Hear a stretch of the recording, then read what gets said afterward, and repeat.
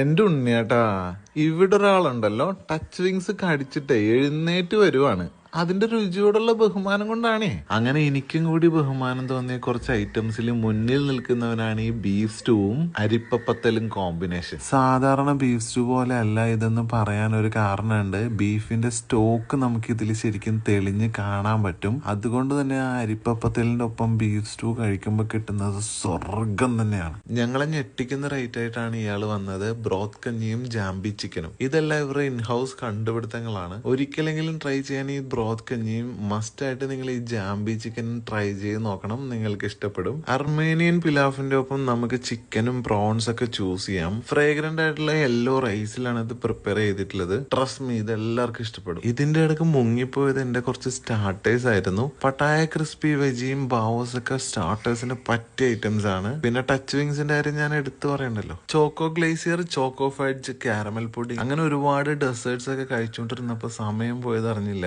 അല്ലെങ്കിലും നല്ല സ്ഥലങ്ങൾ എപ്പോഴും ഹിഡൻ ആയിരിക്കും എന്ന് പറയുന്നത് ശരിയാണ്. Hidden cafe Edappally, location Google മാപ്പിലുണ്ട്.